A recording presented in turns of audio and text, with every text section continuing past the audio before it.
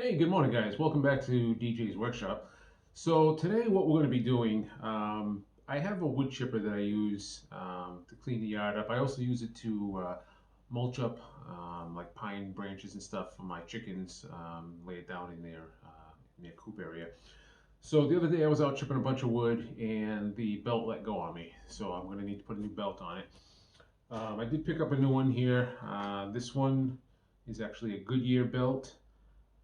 So the machine I have is a Lightning. It's got a Tecumseh engine on it. I'll show you what it looks like.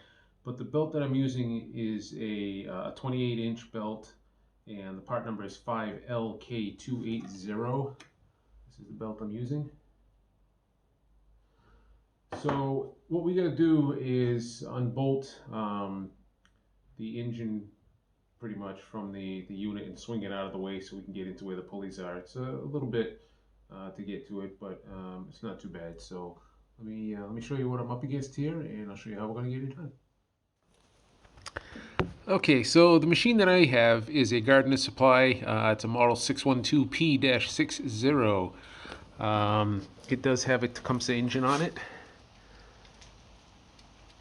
Okay, so this is the machine. It's a 6 horsepower. And like I say, the belt let go on it, so I do need to put a new belt. This is a 6 horsepower Pro Lightning. I think they make bigger engines on them also, but this one actually works really well. I can stick some good sized branches down inside the chute here, and then I can put like brush, just jam it down in there, and chops that up nice. Alright, so what I gotta do is I gotta swing this engine out of the way, and there's a series of bolts. These bolts down here I already took off the other day.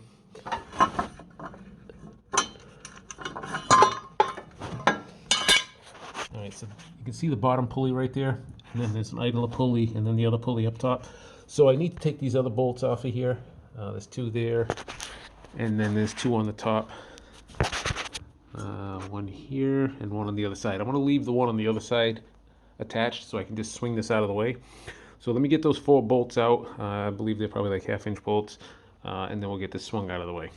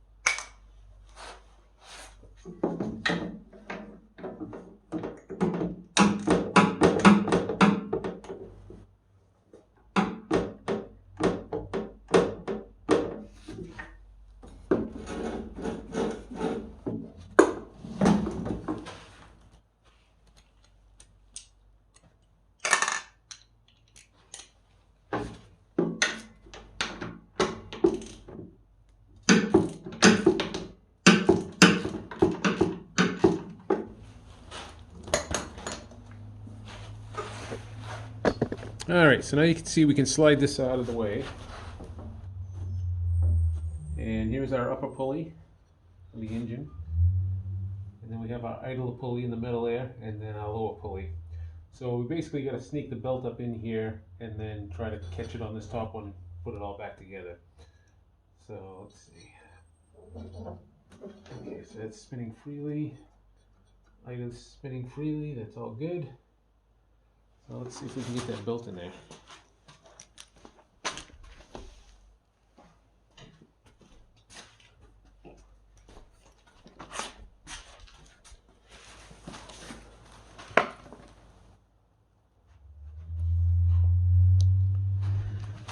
Alright, so we gotta sneak this up in here.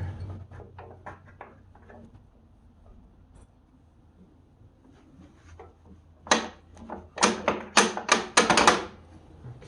a little like that.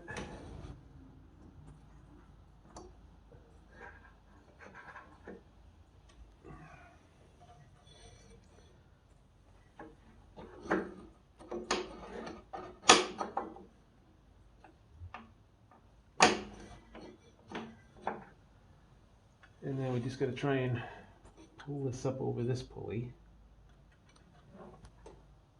That's gonna be the tricky part. I think we're gonna do this first.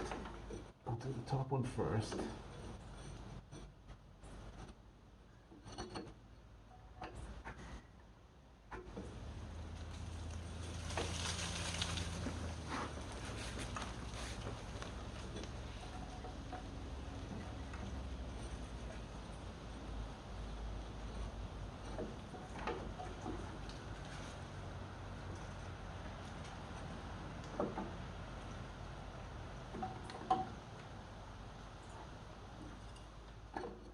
Okay, so at this point I have the belt over and it's doing quite a bend here, so it's making it a little bit tricky. So I just took a little pry bar, just tucked it in behind there, and then you just want to push down on the belt, make sure it stays on that pulley, and then we're going to push it back in. Now that should be all set, and it's just a matter of getting it on this bottom pulley. Okay, so that's on there.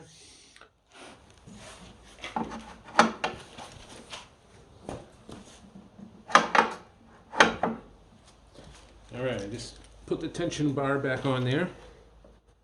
And now that belt is nice and tight. Alright. So we can see the belt is on there now. It's on good and tight.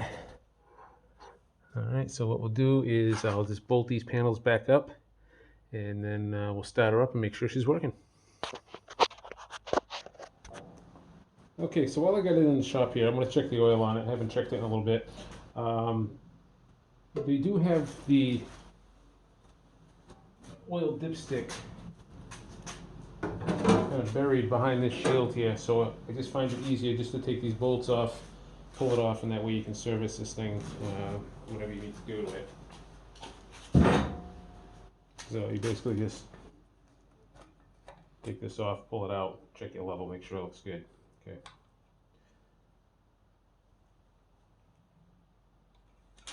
I just added about a half a quart to here, and she's right on the full line, so we're good now. You can also check your air filter while you're in here.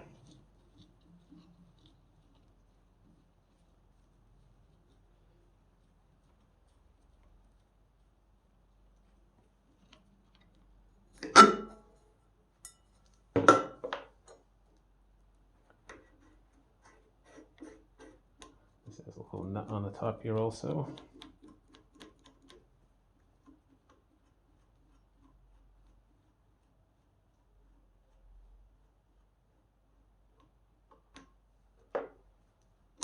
You can just pull that off, clean it out. It does have a foam over it. The filter itself looks good. Maybe we'll just clean the foam up a little bit, put it back. If you want to replace the spark plugs, right there. And then when you want to change the oil, you pull this plug out right here. That'll drain it out. And then again, just fill it up through there. So I'm just going to clean up this filter, and we'll put it back together. Then we'll get it started up and make sure she's working. Okay, so because winter's coming, I may not be using this all that much. I'm going to pretty much get it ready for the winter now. So what I like to do on my machines is put a little Marlboro mystery oil in it. I've been using this stuff for years. It works good. I'm just going to put a little bit in the oil. And then I'll put a little bit in the gas tank.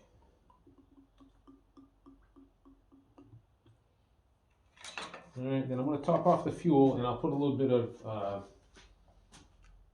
fuel stabilizer in there too.